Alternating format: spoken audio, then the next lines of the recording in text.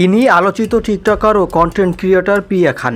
সম্প্রতি একটি মামলায় গ্রেফতার ও দ্রুত জামিন পাওয়ার ঘটনায় তিনি নতুন করে আলোচনায় আসেন এবং সোশ্যাল মিডিয়ায় ব্যাপক ভাইরাল হন। নেত্রকোনার আটপাড়া থানায় একটি মামলায় প্রিয়া খান, তার মা ও ভাইকে গ্রেফতার করা হয়েছিল। আবার দুদিন পর তারা জামিনে মুক্তি পেয়েছেন। গত 5 এপ্রিল দুপুরে পুলিশ তাদের আদালতে সোপর্দ করলে জেলা জজ ও দায়রা আদালতের বিচারক জামিন মঞ্জুর করেছেন।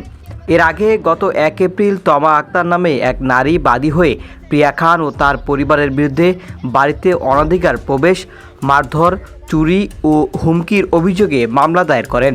মামলার এজাহার সূত্রে জানা গেছে, গত 31শে মার্চ তমা আক্তারের বাড়িতে জোরপূর্বক প্রবেশ করে প্রিয়া খান, তার মা ও ভাই। এ সময় তমা আক্তার তাদের উদ্দেশ্যে জানতে চাইলে তাকে মারধর করা হয় এবং স্বর্ণালঙ্কার ও নগদ টাকা নিয়ে হুমকি দিয়ে চলে যান। তবে অভিযোগ অস্বীকার করে প্রিয়া খানের মা হাফসা আক্তার দাবি করেন, পুলিশ টাকা খেয়ে তাদের নামে মিথ্যা মামলা দিয়েছিল। টিকটকার বিপি ইমরানের যোগসাজশেও জামিন আটকানো যায়নি। প্রিয়া খান মূলত টিকটকার ও কন্টেন্ট ক্রিয়েটর। সামাজিক যোগাযোগ মাধ্যমে পারিবারিক, সামাজিক ও বিভিন্ন ধরনের টিকটক ও কন্টেন্ট তৈরি করেন।